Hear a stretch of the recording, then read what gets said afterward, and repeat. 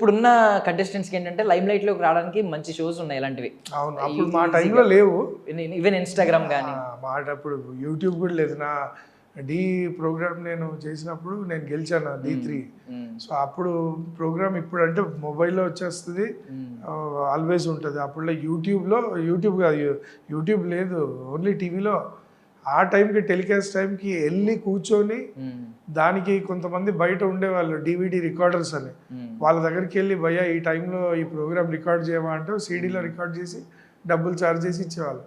తర్వాత అది యూట్యూబ్లో అప్లోడ్ అయింది, అంటే ఆఫ్టర్ ఫ్యూ ఇయర్స్ యూట్యూబ్లో అప్లోడ్ అయింది. సో ఆ టైంలో ఏం లేదు, కానీ ఆ టైంలోనే అంత ఫేమస్ అయ్యామంటే we feel like very genuine. అంటే ఇప్పుడు టక్కని ఫేమస్ అయిపోవచ్చు, బట్ ఆ టైంలో మేము ఎక్కడికి వెళ్ళినా ఒక పబ్లిక్ వచ్చి మరి మీరు బాగా చేస్తారు, మీ మాటలు బాగుంటాయి, మీ జడ్జ్మెంట్ బాగుంటుంది అంటే not only they are judging our judgement or dance, they are judging our character also. మనం మాట్లాడే పద్ధతి ఏంటి వాటిని కూడా జడ్జ్ చేసే మనల్ని ఇష్టపడే వ్యక్తులు అయ్యారు. సో చెప్పొచ్చు ఏంటంటే అరే ఆ ఎరాలో నుంచే మనం ఒక స్టార్గా వచ్చాము, సో హ్యాపీ అన్నట్టు.